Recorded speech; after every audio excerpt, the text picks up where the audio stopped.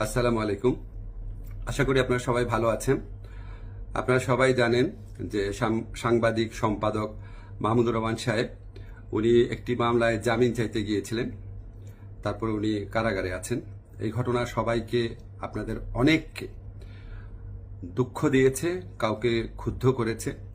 আপনাদের কাছে মনে হয়েছে যে এরকম একটা ছাত্র জনতার বিপ্লবের পর আসা সরকার, এই সরকারের সময় কেন ফ্যাসিবাদ বিরোধী লড়াইয়ের অন্যতম অগ্রনায়ক মাহমুদুর রহমান ভাই কেন এখানে কারাগারে আছেন। তা আমি আপনাদেরকে একটু ব্যাখ্যা করি বিষয়টা। প্রথমেই বলে রাখি, আমি ওনাকে খুবই শ্রদ্ধা করি। এদেশে শেখ হাসিনার যে ফ্যাসিবাদী শাসন ছিল, সেটার বিরুদ্ধে যে লড়াইটা আমাদের, সেটার সূচনা করেছিলেন, বুদ্ধিবৃত্তিকভাবে তিনি সূচনা করেছিলেন, এবং এই জন্য ওনাকে প্রচণ্ড নিপীড়ন, নির্যাতন ভোগ করতে হয়েছে, যেটার সাথে কোনো কিছুর তুলনা হয় না আর কি। তো উনাকে একটা অবিশ্বাস্য, একটা চরম ভুয়া মামলায় ওনাকে ফ্যাসিস্ট শেখ হাসিনা সরকার ওনাকে শাস্তি দিয়েছিল।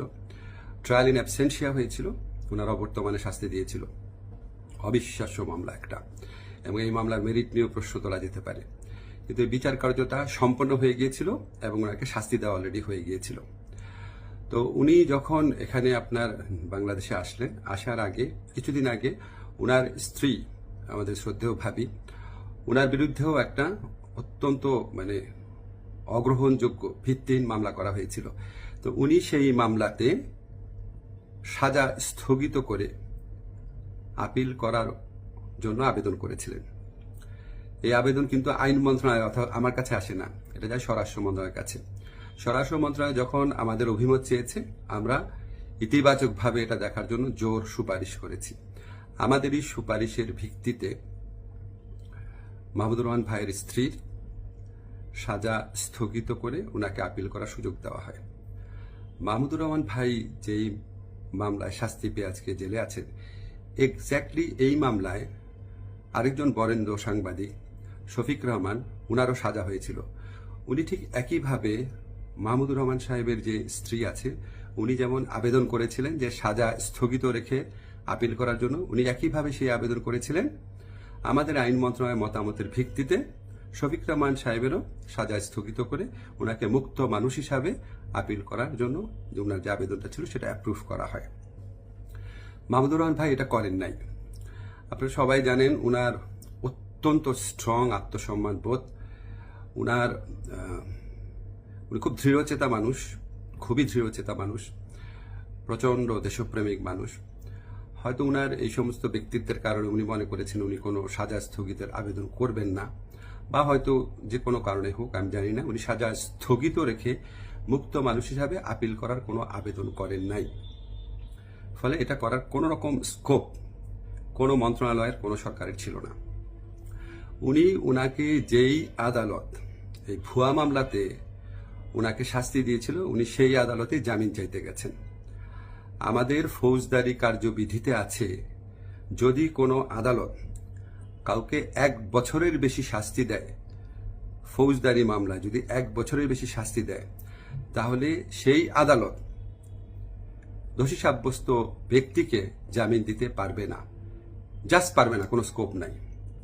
কিন্তু তার চেয়ে যে বড় আদালত, অর্থাৎ মহানগর দায়রা জজের আদালত, সেখানে যদি পরে আবেদন করা হয়, তাহলে সেই আদালত জামিন দিতে পারবে।